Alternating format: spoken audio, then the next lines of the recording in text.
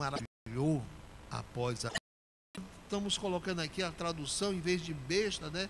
Parece que besta em português tem um sentido até de uma pessoa abestada, né? Olha o besta.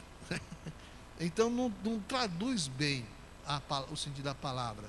Então fera é muito pouco também. Eu creio que a palavra monstruosidade seria uma tradução bem mais adequada para o sentido do grego, né? Quando os cristãos eram jogados naquelas arenas para ser comido pelas feras, as feras maiores, né, os animais maiores, chamavam de férion, que seriam aqueles tipo rinocerontes, aqueles animais maiores, os elefantes bravos, ursos bravos, seriam os animais, os férion, os animais mais monstruosos, mais sanguinários, mais monstruosos, como estamos falando aqui. Então, primeiramente, nos versículos de 1 a 10, apresenta esse monstro que emerge do mar e é uma descrição do anticristo que vai surgir na tribulação. No versículos 11 a 18, nós temos agora outra fera. Agora, versículo 11 a 18, é um monstro que emerge não mais da terra. E vi subir da terra. Olha, a primeira subiu do mar e agora o segundo monstro sobe da terra. É uma descrição do falso profeta, que vamos ver aqui como é que ele vai agir também. E tem um terceiro personagem que está nos bastidores, mas ele é quem dá poder, inspiração e planos para esses dois monstros agirem. Aí a Bíblia chama de dragão, que é Satanás. Olha o versículo 2. E a besta que vi era semelhante ao leopardo, e os seus pés como de um urso, e a sua boca como de um leão, e o dragão deu-lhe o seu poder, o seu trono e grande poderio. Então está por trás disso, alimentando, dando poder, dando autoridade, dando agora força, agora é o diabo. Versículo 4 também ele repete: e adoraram o dragão, que deu à besta, que deu ao monstro que surgiu do mar o seu poder. Então aí está a figura do diabo agindo. E no versículo 11, né, quando ele vai apresentar também agora o monstro que sobe da terra, né, ele diz, versículo 11: e vi subir da terra outra besta, o outro monstro, e ele tinha 2 chifres semelhantes ao de um cordeiro, e ele falava como o dragão. Olha o que diz, falava não como o dragão, mas falava como o dragão. Falava como o diabo. Quem estava por trás dele é o diabo. Quem estará por trás dele é o diabo. Então, quando nós lemos Apocalipse capítulo 13, nós sabemos que Deus está apresentando esses 3 personagens para que nós possamos entender a atuação deles na tribulação. Além de apresentar, ele vai fazer uma revelação, uma descrição da atuação de cada um. Primeiro, o monstro que surge do mar, que é o anticristo. Versículos de 1 a 10, o anticristo, ele, como a palavra diz, anti, não é somente contra Cristo, mas esse prefixo significa no lugar de.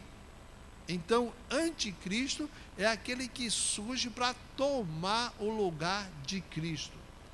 O prefixo anti, ele é muito bem usado, nós vamos ver que ele é usado aqui no próprio Novo Testamento, no capítulo 19 do Apocalipse, e ele tem esses 2 sentidos. Então, que palavra grega excelente para descrevê-lo. Ele não somente toma o lugar, ele quer tomar o lugar, ele quer ser aquele que assume o lugar, o anti no sentido de substituto, mas ele é também o anti no sentido de ser o inverso, o contrário dele. Então, alguém que assume, querendo ser Cristo, mas que na verdade é totalmente contrário, diferente dele. Então nós temos a descrição dele. Essa expressão, o monstro que emerge da terra, né, essa descrição, diz do mar, versículo 13, versículo 1, diz: eu pus-me sobre a areia do mar e vi subir do mar uma besta que tinha 7 cabeças. Ela vem do mar.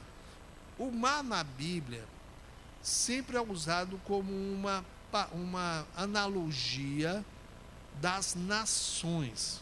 Você vai encontrar isso no livro de Isaías, no livro de Salmos, no Antigo Testamento é muito usada essa comparação. E até no livro de Apocalipse, ele próprio Apocalipse interpreta, não precisa que nós venhamos a interpretar.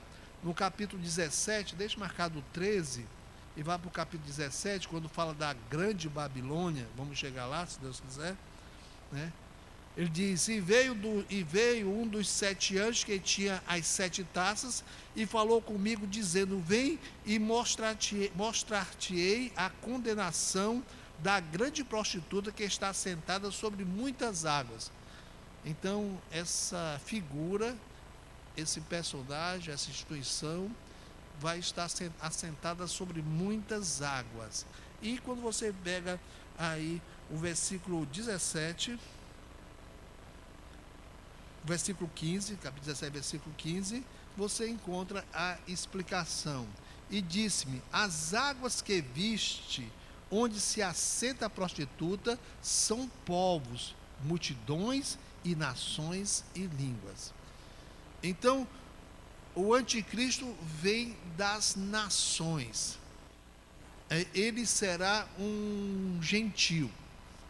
Provavelmente, né, nós temos uma grande base, vamos falar sobre isso no tempo oportuno. Ele será italiano, será da Itália. Ele será do império, do renascimento do Império Romano. Mas aqui nós temos a apresentação, por enquanto, de que ele não será judeu. Ele vem de uma origem gentílica, de uma nação não judeu, vem das nações. Outra coisa, a descrição que ele vai colocar aí, é que o anticristo ele vem de uma tradição ímpia do homem de sempre querer dominar o mundo. Olha o que diz. Ele diz que tinha 7 cabeças e 10 chifres, e os seus chifres 10 diademas, e sobre as cabeças o nome de blasfêmias. Ele diz 7 cabeças. A palavra cabeça significa lideranças. E quando nós vamos olhar na história, o mundo já teve até agora 6 tentativas do homem dominar o mundo. Começou com o Egito, depois foi a Síria, depois a Babilônia, depois a Média Pérsia, e tivemos a Grécia, depois Roma, e o último governo será o governo do anticristo. Então, ele vem de uma tradição. O diabo vai dar ao anticristo o anseio que sempre todo o império teve, de conquistar o mundo inteiro. Olha como ele é o anticristo.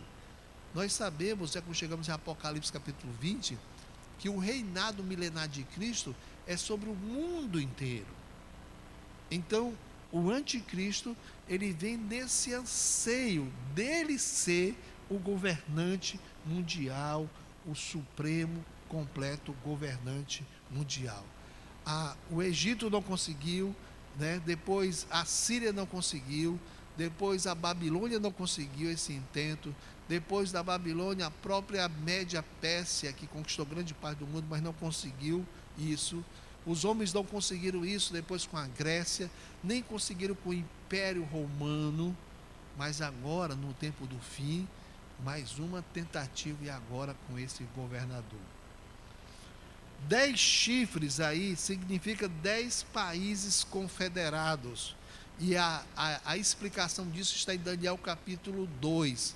No sonho da estátua de Nabucodonosor, né, depois da cabeça de ouro, a Babilônia, depois dos próprios ombros, do tórax de prata, que seria a Média Pérsia, né? Depois do bronze, da cintura de bronze, que era a Grécia, e depois do Império Romano, as pernas de ferro. O último governo mundial teria 10 dedos. Então fala de 10 países, 10 nações confederadas, unidas ao anticristo, para darem poder a ele, para ele dominar o mundo. Uma coisa bem interessante, amados, também, que muito me espanta quando nós lemos aí no versículo 2, versículo 3, né? É que ele vem sempre, o homem sempre vem com tudo aquilo que é de pior. Olha só interessante. O anticristo vem para dominar o mundo, ele vem numa inspiração demoníaca do diabo, e ele vai pegar de todos os reinos que vieram antes dele, aquilo que eles tinham de mais brutal. Olha só o versículo 2, depois chegar até no versículo 3, o versículo 2 já nos ajuda isso aqui. E a besta que vis, esse monstro, era semelhante ao leopardo. O leopardo era uma representação em Daniel capítulo 7 da Grécia. A Grécia tinha exércitos móveis, ligeiros. A força da Grécia estava na técnica dos seus exércitos. Olha só. E os seus pés como de um urso. O urso é um animal grande, poderoso, forte, mas é um animal lento. Era a Pérsia. A Pérsia podia fazer, diz aí, até que fala de 500 mil, 1 milhão de soldados poderia formar o Império Medo-Persa. Era um império grande, poderoso, esmagador, mas era um império lento, mas com muita força. Ele tem isso também. A sua boca como de um leão. Leão, Daniel capítulo 7, representação da Babilônia. E a Babilônia, o que ela tinha de mais de pior era a sua arrogância, né? Era o fato de querer ser igual a Deus. É por isso que algumas comparações do diabo vêm com a Babilônia por causa disso. É a sua blasfêmia, é a sua, o seu sentimento e até a sua confiança no seu próprio poder em desprezar a Deus. E a boca era da Babilônia, né? E diz: o dragão deu-lhe o seu poder. O diabo vai agir usando todos aqueles impérios que vieram antes, do que foi aprendido de mal, de ruim, de domínio, ditatorial, maligno, de opressão, de tudo que é o pior, ele traz ali, vai trazer naquele tempo. Outra coisa também que nós podemos ver é que o anticristo vai ser revelado no final, no meio da tribulação. Já explicamos sobre isso, mas aqui fica certo isso. Deixa eu ler o versículo 3 e a partir do versículo 4 também, e vamos fazer uma leitura aqui até chegar no versículo 5. Diz: e vi uma de suas cabeças como ferida de morte. Olha só, 7 cabeças foram os 7 impérios, e o último império é o império do anticristo. E fala que essa cabeça será ferida de morte. Ferida de morte é ferida para morrer, não é ferida de quase morte. A ferida de morte é uma ferida que mata, ferida mortal, que matou. Um golpe mortal foi aquele golpe que matou. Então ele morre. E a sua chaga mortal, quer dizer, morre mesmo, ela foi curada. E toda a terra se maravilhou após esse monstro que foi ressuscitado. Lembre que ele quer imitar Jesus. Jesus morreu e Jesus ressuscitou. Ele quer também passar pelo mesmo processo de Jesus. Então, o diabo vai dar, segundo Tessalonicenses capítulo 2, Deus vai dar amplos poderes a Satanás para agir nessa terra. E ele vai nesse tipo, agora que se coloca totalmente à disposição dele, a agir com toda a liberdade em poder. Então nós não podemos entrar muito em detalhes, que nós não sabemos como, mas haverá um assassinato do anticristo, e ele vai ser ressuscitado pelo falso profeta. Daqui a pouco a gente chega lá. Olha o que diz: e adoraram o dragão, que deu à besta o seu poder. Quem fez isso foi o diabo. E quando eles estavam adorando o anticristo, na verdade estavam adorando o próprio Satanás, que estava por trás dele.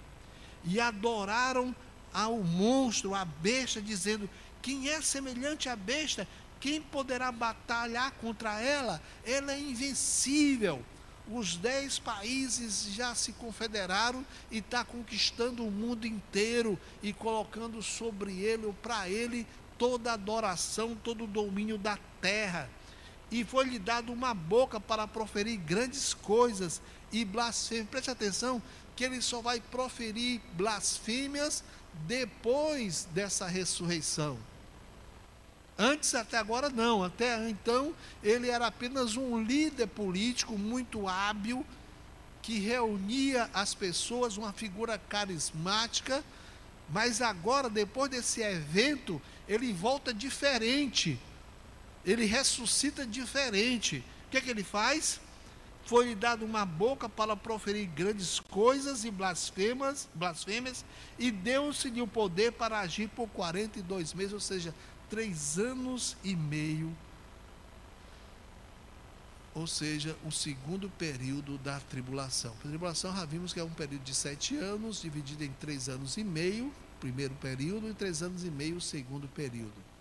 Então, no meio da tribulação é que acontece o assassinato do anticristo, o falso profeta o ressuscita, é um sinal poderoso, o mundo todo agora se volta para ele, mas ele volta diferente.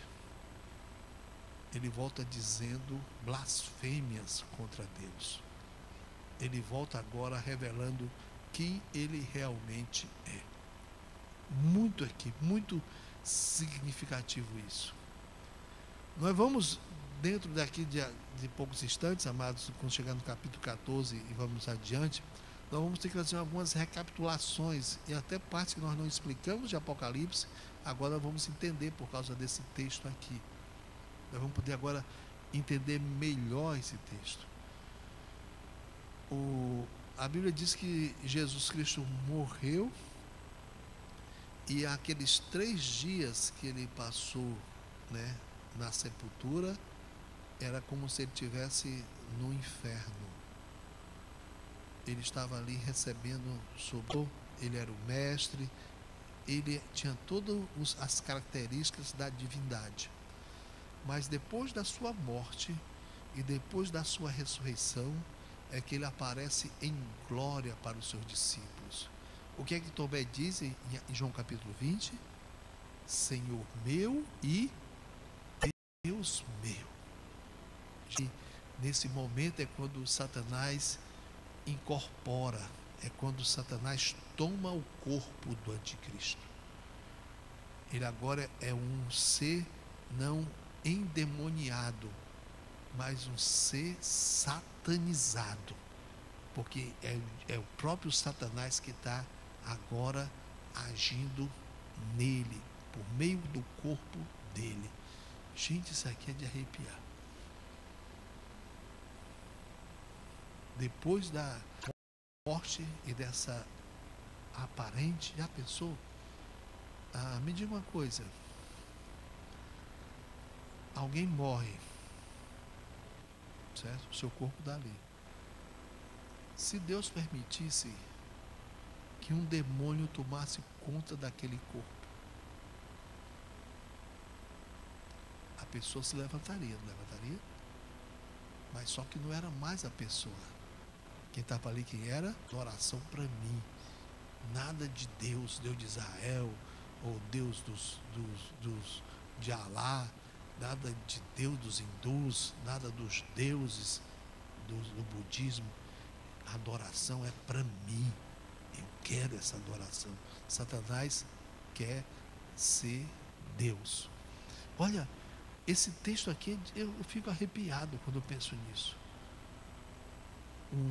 Um corpo morto, reativado por Satanás. Eu vou dizer o que eu não ia dizer agora para vocês, né? Eu vou dizer só depois. Mas sabe como é que é chamado o anticristo Depois, em algumas passagens do livro de Apocalipse, nós vimos que a besta que surge do mar, quem é? O monstro que surge do mar, quem é? O anticristo, vem das nações. A fera, o monstro, a besta que surge da terra é o falso profeta. E você vai encontrar no Apocalipse, daqui a pouco eu vou lhe mostrar. A besta que emerge do abismo. Abismo, na Bíblia, é inferno. Por que ela emerge do inferno? Porque ela sai do inferno. O diabo. É o diabo agindo. Imagine esse ser dos maiores anjos poderosos de Deus, ao ponto de afrontar o próprio Deus, ele agora aqui na terra, com toda a maldade agindo aqui na terra, cheio de poder, como nós vamos ver. Ele é assassinado no meio da tribulação, ele é ressuscitado e possuído pelo diabo, e ele é adorado e seguido pelo mundo inteiro. Em versículos 6 a 8, não sei se está certo aí, nosso item 5 aí, Rodolfo, já aí com o nosso número 4 aí, e número 5 aí, é 6 e 6 não, 6 e 6 é 666. Então, é 6 a 8. E abriu a sua boca em blasfêmia contra Deus, para blasfemar do seu nome e do seu tabernáculo e dos que habitam no céu. Ele agora não tem mais Deus. Ele antes falava de Deus, Deus dos judeus, Yahvé, mas agora nada de Deus. Ele é que é Deus. E ele blasfema do nome de Deus, ele blasfema do templo e ele blasfema de nós. Ele agora que vai encontrar, ou vai dar uma resposta ao povo que aconteceu conosco, porque nós não estamos mais aqui. Olha, ele diz, e ele também blasfema dos que habitam no céu. Que habitam no céu somos nós, os crentes. O mundo ainda até então, até aquele momento, não sabia o que tinha acontecido com a gente. Esse povo desapareceu, esse povo sumiu, e não tinha explicação para isso. Mas agora que ele vai inventar a mentira da blasfêmia, talvez vai dizer, eu tirei esse polvinho da terra, eu que eliminei esse povo, esses retrógrados, esses atrasos, fui eu. Talvez dizendo isso, talvez dizendo que ele dominou e matou e mandou a gente para o inferno, porque ele blasfema do nome de Deus, blasfema do templo de Deus e blasfema dos que habitam no céu. Você vai ser citado pelo diabo lá na tribulação. Se pergunta, cadê o Aragão? Que sumiu de repente com a Jane, com a Ana Clara, com o PP. E o anticristo, o próprio diabo, vai dizer, eu os matei. Era muito careta aqueles caras lá. Aquela meninazinha dando testemunho aqui na EBEC. Só que nós estaremos lá no céu. Segundo, o monstro da terra, o falso profeta, versículos 11 a 18. Lembrando que o falso profeta é um simulacro, é uma imitação, é um usurpador, um imitador do Espírito Santo. Quando diz que ele vem da terra, essa expressão é um contraste entre o que vem do mar e o que vem da terra. Não está falando do mar nem da terra literal, como nós vimos já. Está falando de figuras. O mar, as nações, a terra de Israel. O falso profeta vem de lá. Os judeus precisam de alguém que possa dar respaldo ao falso profeta, ao anticristo. E vem um judeu, um sumo sacerdote, uma figura importante, um homem carismático, que ele diz, ele está certo, ele realmente é que tem que ser adorado, tem que ser seguido. É uma nova época que surge no planeta Terra. Então vem de Israel. Ele se parece com Cristo, porque o Espírito Santo vem para substituir a Cristo, segundo João capítulo 14, 15 e 16. Então ele é também o Paráclito, ele é também agora aquele que se parece com Cristo, como o Espírito Santo vem trazer adoração a Cristo, ele agora vem trazer adoração ao diabo, ao anticristo. Diz o versículo 11: e vi subir da terra outra besta, e tinha 2 chifres semelhantes ao de um cordeiro, se parece com Jesus, mas ele realmente falava como o diabo, falava como o dragão. O discurso, a mensagem, o plano dele, a execução do plano é o plano do diabo. Diz os versículos 12 a 14 que ele faz milagres incríveis. Versículo 12: e ele exerce todo o poder da primeira besta na sua presença. Quer dizer, na presença do anticristo, ele realiza milagres. E faz que a terra e os que nela habitam adorem a primeira besta, cuja chaga mortal fora curada. Olha aí, presta atenção, gente. Cuja a ferida que a matou, e essa ferida que a matou fora curada. Preste atenção que nós sabemos, aqui está na voz passiva, e não traz o agente da passiva, aquele que fez aquela cura. Quem nos diz isso aqui é no início do capítulo, quando diz que foi o dragão que fez isso, e o falso profeta é esse agente do dragão que materializa as ações do diabo. Ele participa da ressurreição do anticristo. Diz o versículo 13 que ele faz grandes sinais, de maneira que até fogo faz descer do céu à terra, e os homens veem, é fogo mesmo. São coisas impressionantes. O homem fica, os habitantes da terra ficam cativados. Nós agora temos o sobrenatural mesmo agindo, a nossa vontade, segundo agora esses 2 homens que estão no poder do mundo. Não é mais apenas tecnologia. O que nós estamos vendo aqui é poderes das trevas, é poderes do ocultismo sendo realizados. O que você imaginar de ficção científica, ou fala de filmes de terror, de coisas espantosas acontecendo, amados, a inspiração está aqui. Porque é aqui que está dizendo isso que vai acontecer no mundo.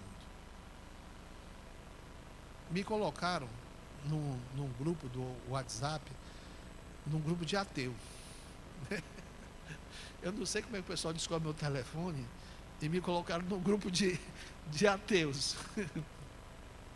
E os caras dizem as maiores tolices, as maiores besteiras nesse grupo. Foi alguém aqui da igreja que me colocou nesse grupo? Não, né? Eu sei que eu estou lá nesse grupo dos ateus. E eu coloco devocionais. Quando eu coloco devocional, os caras se espreitam. Quem é esse doido?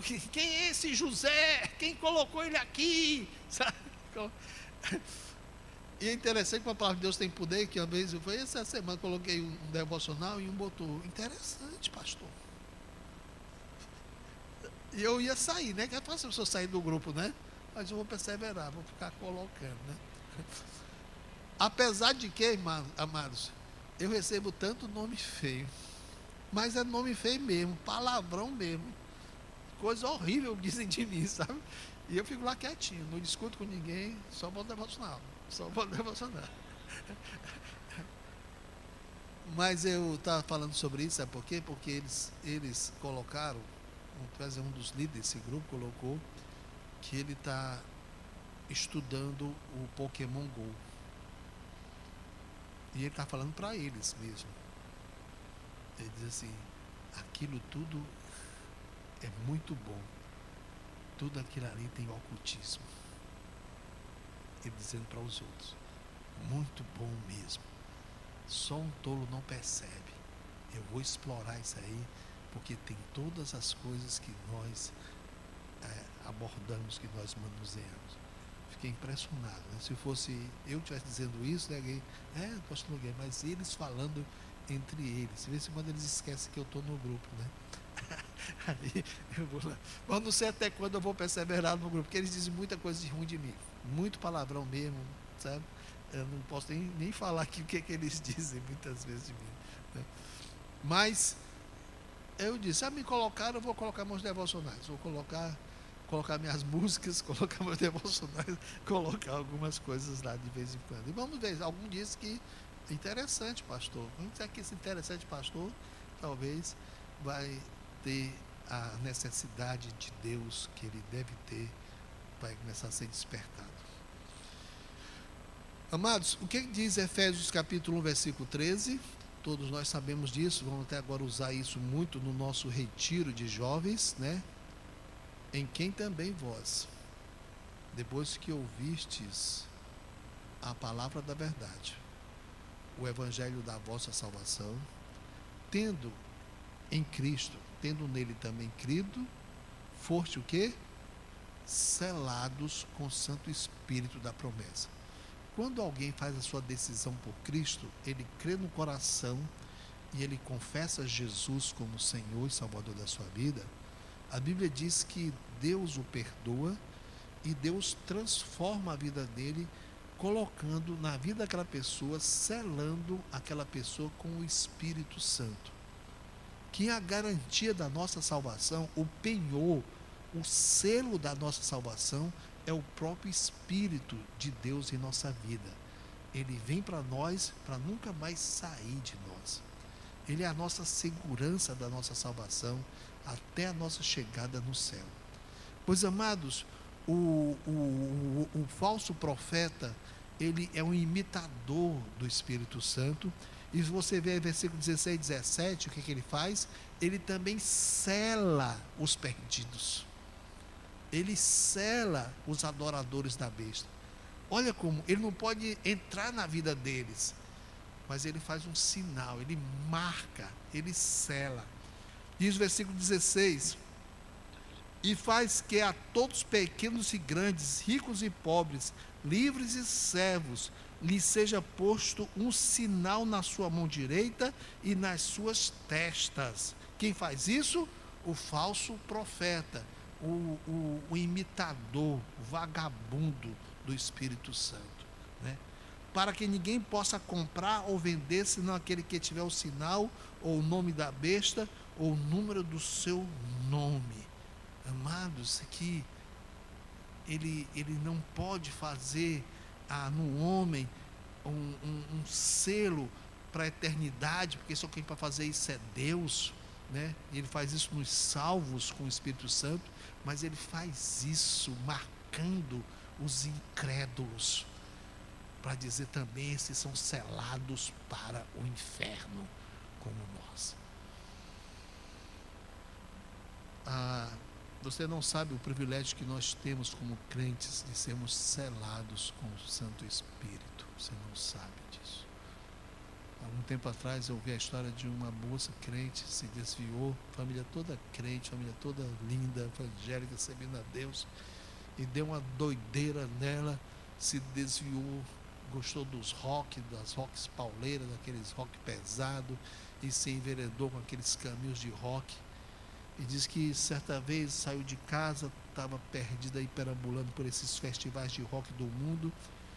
E diz que certa vez ela estava num festival de rock e tinha o costume daquele grupo que depois do show algumas garotas eram selecionadas e iam para o camarim para serem usadas por aqueles animais do jeito que eles quisessem.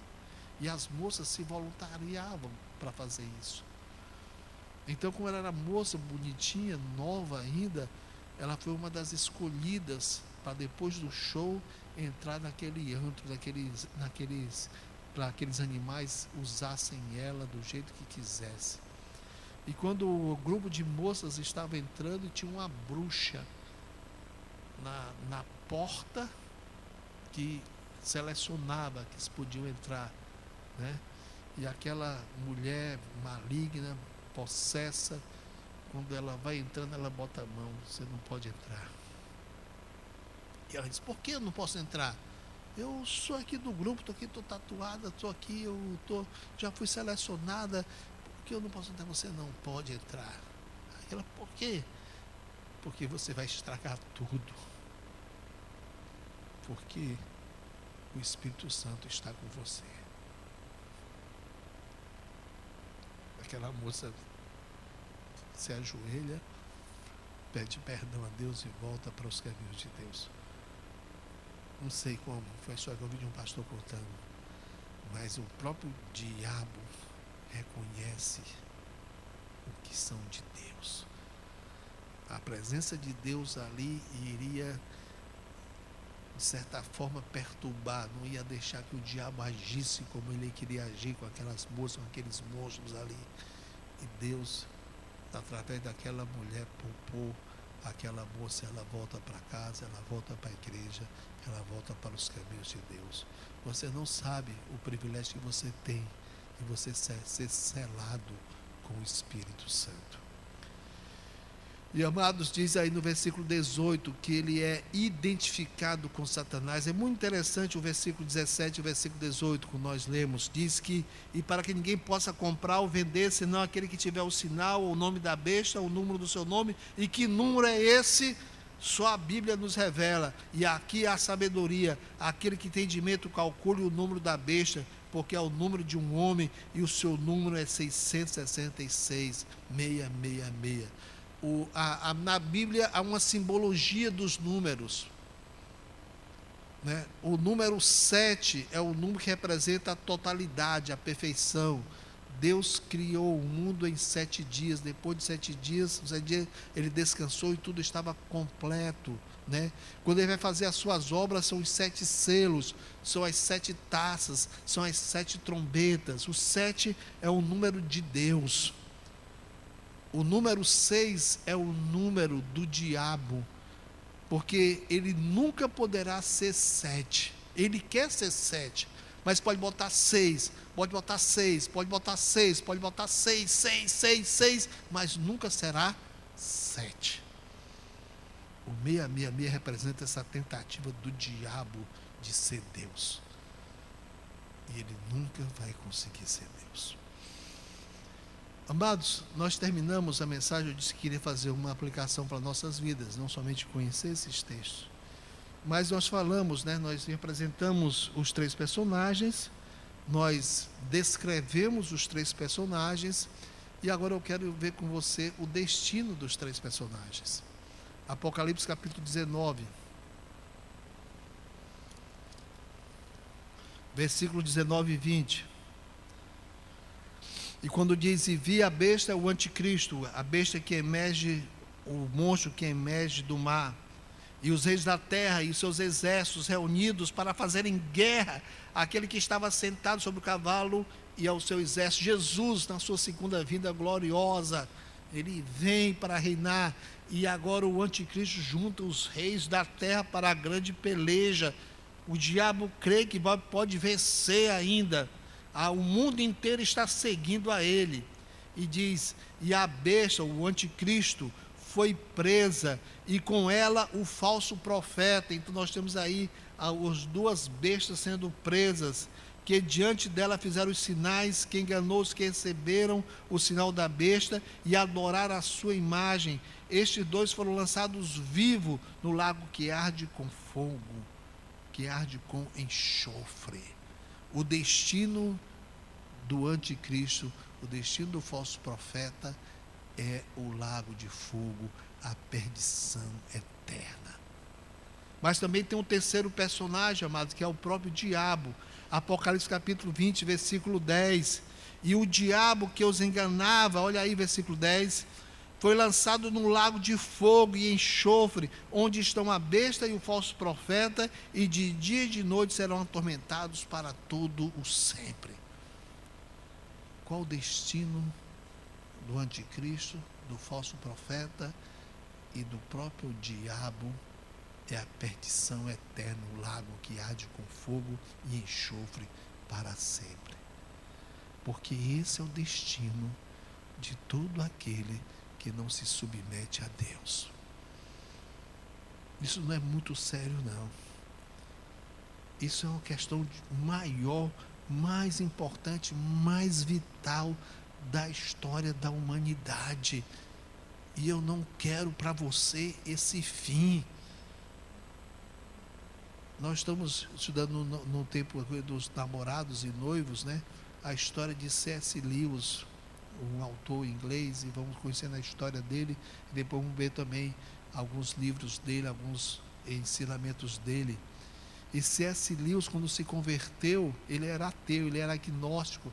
Ele disse: um homem, o pecador, né? O homem não é apenas um pecador que precisa se arrepender, é um rebelde que precisa depor as armas e pedir paz, e pedir perdão, e pedir trégua, e pedir misericórdia ao seu Deus. Amados, é isso. O homem que não tem Cristo, você que se não aceitou a Cristo como Senhor e Salvador da sua vida, alguém pode dizer para você que você é uma pessoa boa, que você é uma pessoa talvez neutra, mas isso é mentira. Você está no lado errado, sendo enganado, enganado ou consciente, rejeitando a Cristo. O destino é a perdição eterna. Ou você se submete, ou você se rende.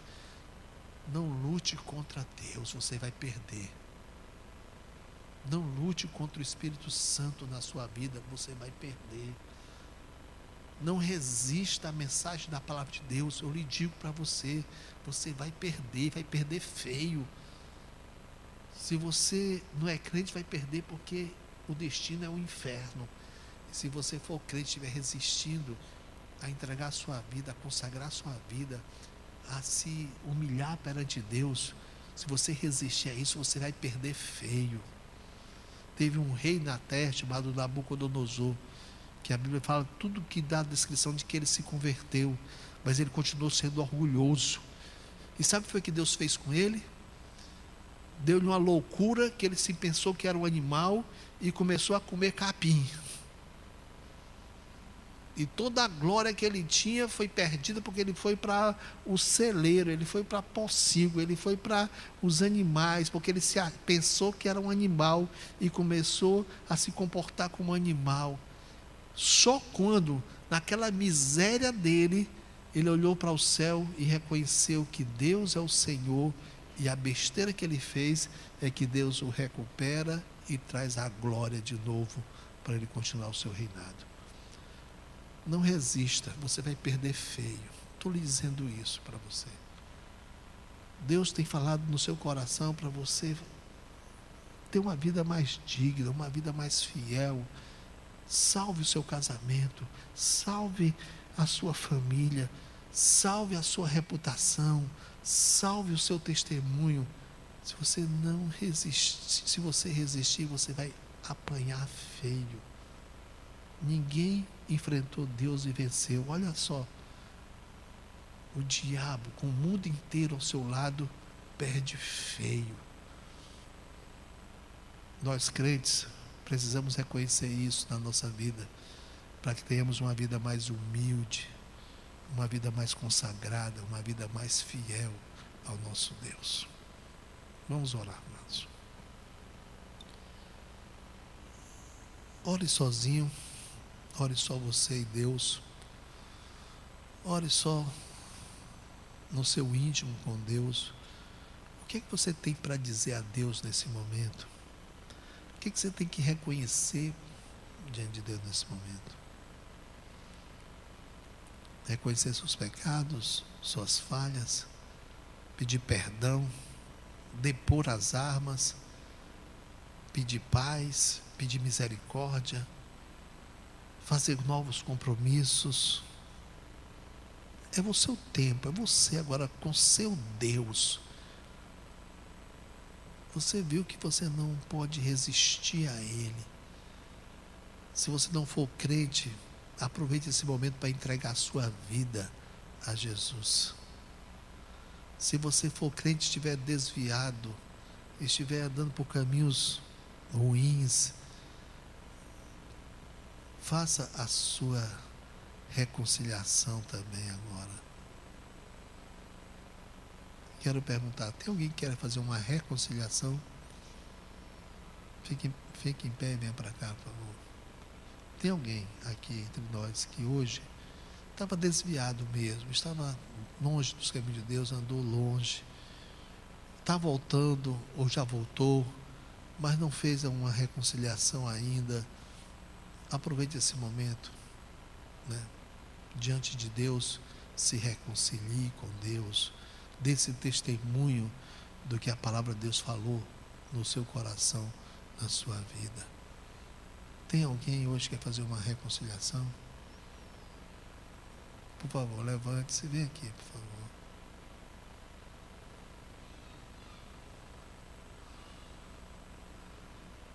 Tem alguém aqui essa noite que está fazendo uma decisão por Cristo?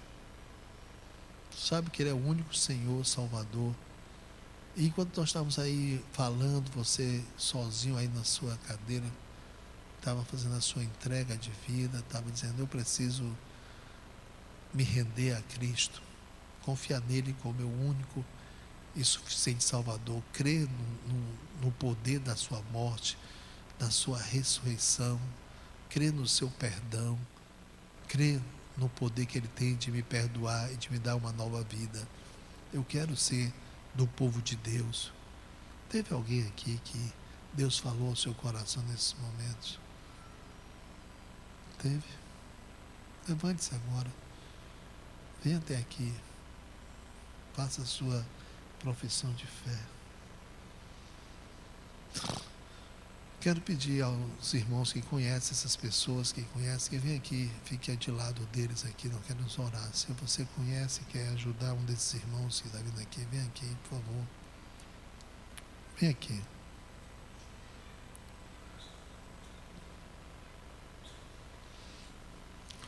Vamos pedir aos nossos irmãos do grupo de louvor, para minha frente também.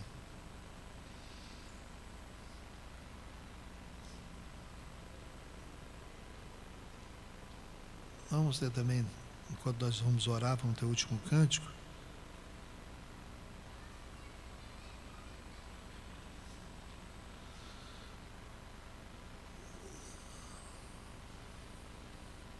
Senhor nosso Deus, Pai querido, estamos na Tua presença, ó Pai, aqui com a Tua palavra ainda aberta, contemplando o Teu amor, contemplando o Teu fazer, a Tua realização.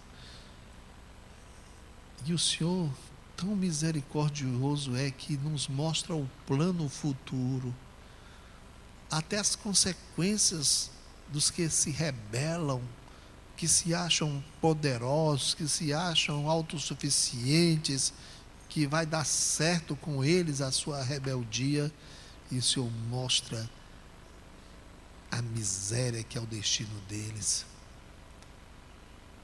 E em nome de Jesus, ó Pai, nós rogamos que aqui não haja nenhuma dessas pessoas tão duras e insensíveis que caiam numa besteira dessa de se rebelar contra o Senhor. Também nós rogamos, ó Pai, pelo Teu povo, ó Pai, pela igreja do Senhor, pelos maridos, pelas mulheres, pelos filhos, pelos jovens, rapazes e moças que estão aqui. Que nós compreendamos a Tua grandeza, o Teu amor, o Teu cuidado, e nós sejamos servos, submissos, humildes, quebrantados, dispostos a nos comprometer até a alma com Teu reino, ó Deus. Faz isso, ó Pai, nossa vida.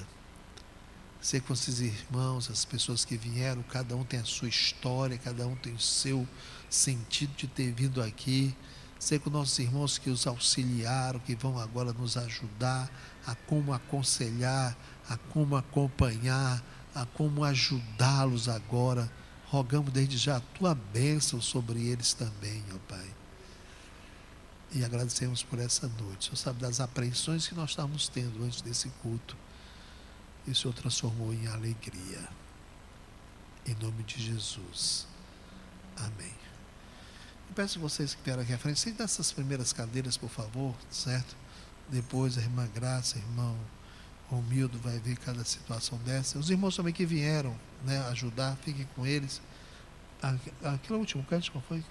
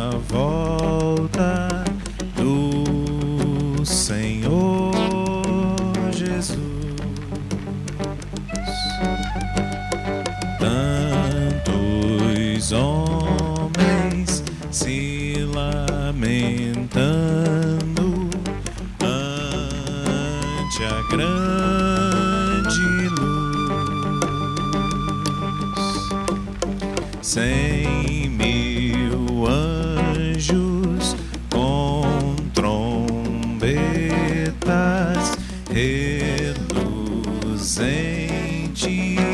a tocar, coroando Jesus, coroando Jesus, que veio do céu para reinar.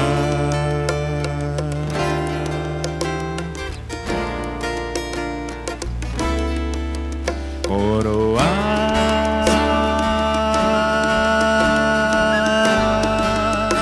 Jesus, coroado com glória e poder, coroado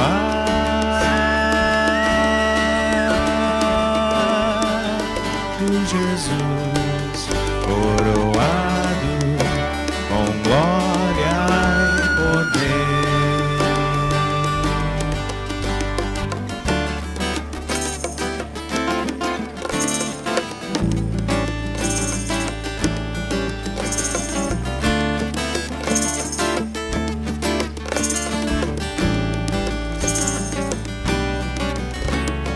Todo salvo vem alegre, o que Cristo faz.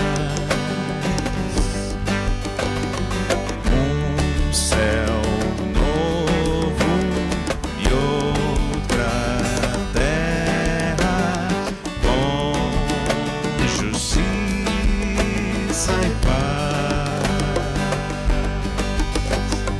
Nos reunidos com seus corpos, transformados a cantar, coroando Jesus, coroando Jesus, que veio do céu para reinar, coroado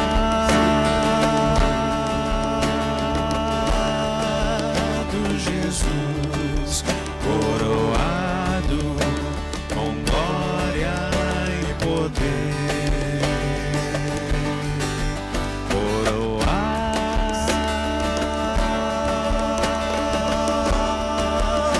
Jesus, coroado com glória e poder,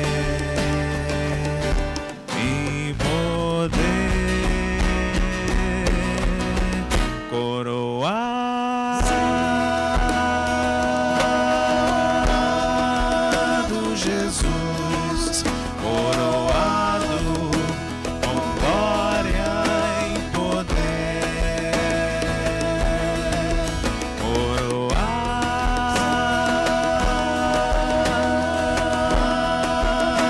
Jesus, coroado com glória e poder.